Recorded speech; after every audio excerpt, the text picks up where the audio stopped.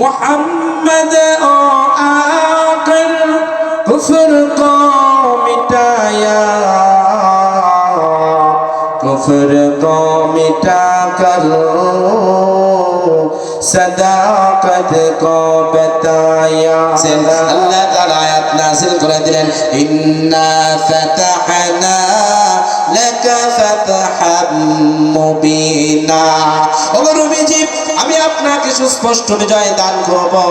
আপনি যে মনক্ষুণ্ণ হয়েছেন, দেখবেন অস্ত্র ছাড়া এই মক্কা মুকাররমা আমি বিজয় দান করে দিব। কবি বলেছেন, অস্ত্র ছাড়া যুদ্ধ করে, অস্ত্র ছাড়া যুদ্ধ করে মক্কা করলেন জয়। তাই তো সবই মানব দানব আমার নবীর গুণ গায়। কথা বলেন ঠিক কিনা? মক্কাতুল মুকাররমায় আল্লাহর নবী মুহাম্মদুর রাসূলুল্লাহকে আল্লাহ বিজয় দান করেছিলেন। যে রকম বিজয় আল্লাহ দিয়েছিলেন, ঠিক ওই রকম বিজয় ইসলামের হবে, মুসলমানদের হবে, যদি মুসলমানগণ পরিপূর্ণ তাওয়াক্কুল আল্লাহর উপর রাখেন। বদরের প্রান্তরে আল্লাহ রাব্বুল আলামিন মুসলমানদের সংখ্যা মাত্র ছিল কতজন? 300। কথা বলেন, 313 জন ছিল মুসলমানদের সংখ্যা। আল্লাহ তাআলা এই 313 জন মুসলমানকে বিজয় দান করেছিলেন সশস্ত্র 1000 কাফেরের মোকাবেলায়। আল্লাহ তাআলা চাইলে সব পারেন। পারেন কিনা? কথা বলেন, আরো জোরে বলেন, পারেন কিনা? আরো জোরে বলেন। কুফর কো মিটায়া, कुफ्र को मिटा कर सदाकत को बताया। ला इलाहा इल्लल्लाह, ला इलाहा इल्लल्लाह।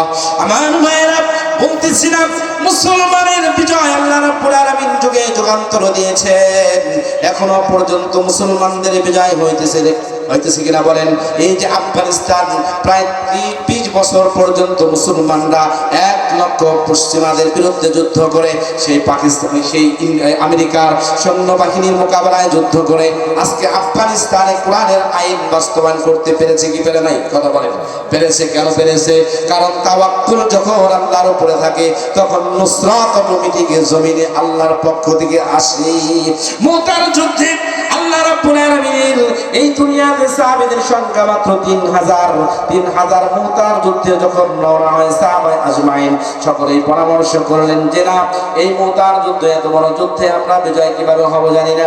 2 লক্ষ সৈন্যর মোকাবেলায় আল্লাহ রাব্বুল আলামিন মাত্র 3000 মুসলমানদের সৈন্য বাহিনীকে বিজয় দান করেছিলেন।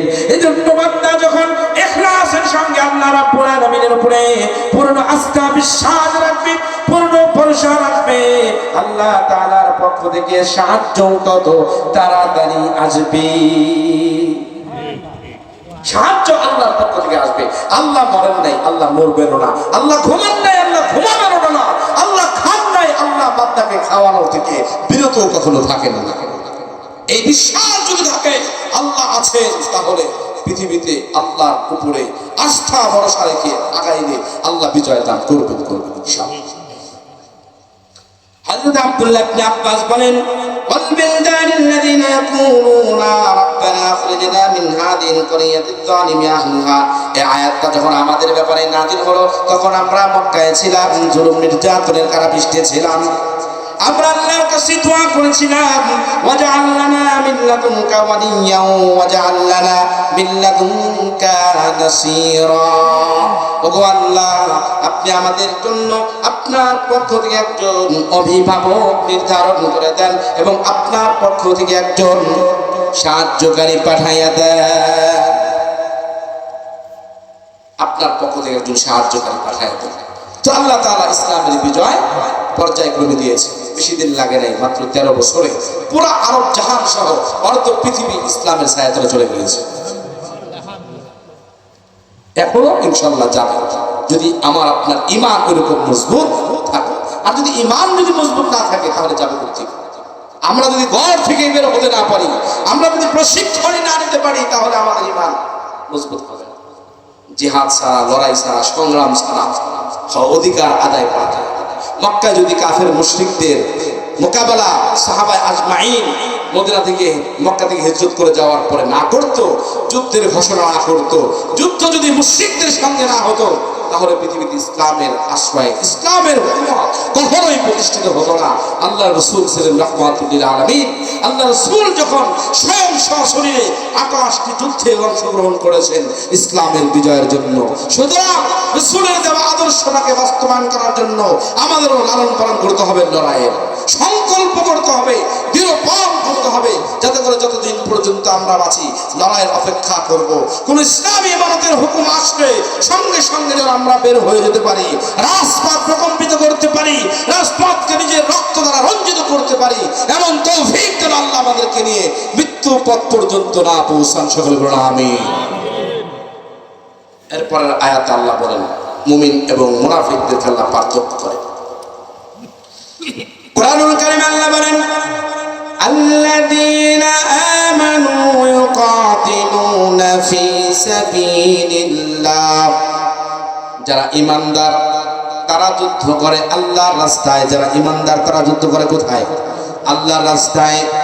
ওয়াল্লাযীনা কাফারু ইউকাতিলুনা ফি সাবিলিত তাগুত, আল্লাহ বলেন আর যারা কাফের, আল্লাযীনা কাফারু যারা কুফরি করে, ইউকাতিলুনা তারা যুদ্ধ করে, ফি সাবিলিত তাগুত তারা যুদ্ধ করে শয়তানের রাস্তায়। এখানে তাগুত তার উদ্দেশ্য হলো শয়তান, খারাপ রাস্তা, যে সমস্ত রাস্তাগুলোকে মানুষ পছন্দ করে না, যে সমস্ত মানুষ অর্থাৎ হারামের রাস্তা, নোংরা রাস্তা, আজকে পশ্চিমারা যে সমস্ত রাস্তাটাকে অবলম্বন করতেছে সেই রাস্তাটাকে হলো তাগুতের রাস্তা বলা হয়, শয়তানের রাস্তা বলা হয়।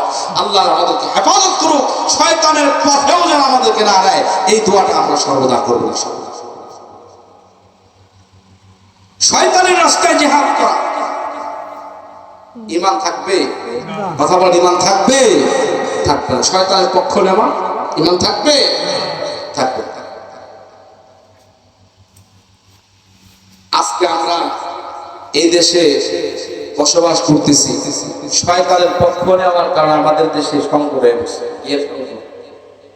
হুন্ডা চালাই দেবে না, প্রাইভেট কার চালান যায় না, গাড়ি চালান যায় না ঠিক মতো, হাজার হাজার গাড়িগুলো রাস্তার পাড়ে দাঁড়ায়। গতকালকে সাভার আসছিলাম, সাভার একটা প্রোগ্রাম ছিল, ছোট প্রোগ্রাম ছিল, সরের পরে ঘন্টাটুকু আলোচনা করে আমি আমার বাসায় গেছি। তো যাওয়ার সময় আমি আমার নিজস্ব গাড়ি নিয়ে গেছিলাম, মোটর সাইকেল নিয়ে গেছিলাম।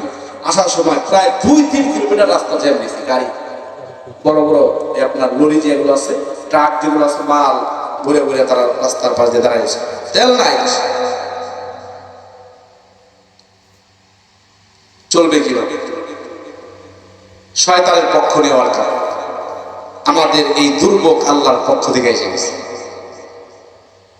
কথা বলে, এজন্য চেষ্টা করে শয়তানের পক্ষে না যাওয়া, তাগুত বাহিনীর পক্ষে না যাওয়া। আল্লাহ বলতেছেন আল্লাযীনা আমানু ইউকাতিলুনা ফি সাবিলিল্লাহ, যারা ঈমানদার তারা আল্লাহর পথে থাকবে।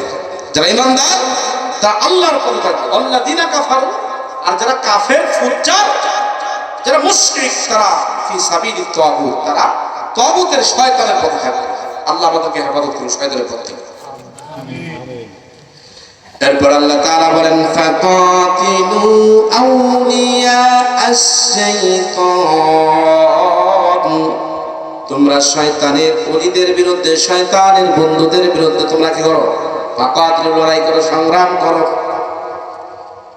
কারণ শয়তানদের মন থাকে সবসময় দুর্বল। ইন্না কাইদা শাইতানি কানা দাঈফা, আল্লাহ বলতেছেন শয়তানের চক্রান্ত কি? দুর্বল। এজন্য আজকের এই আলোচনা থেকে, লম্বা করব না, শেষ করে দিচ্ছি, আজকের এই আলোচনা থেকে আমরা কি বুঝলাম বলেন তো? একটু কথা বলেন, কি বুঝলেন?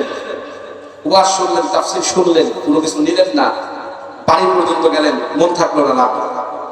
আজকের এই রুকুর মুলাক্কাস হলো, এই রুকুর মুলাক্কাস হলো একটা জিনিস, সারমর্ম হলো আল্লাহর জমিনে আল্লাহর দ্বীন কায়েম করতে হবে। আল্লাহর জমিনে আল্লাহর দ্বীন কায়েম করতে হবে। সেটা কিসের মাধ্যমে? সংগ্রামের মাধ্যমে, লড়াইয়ের মাধ্যমে। ঘরে বসে থাকলে সংগ্রাম হবে না।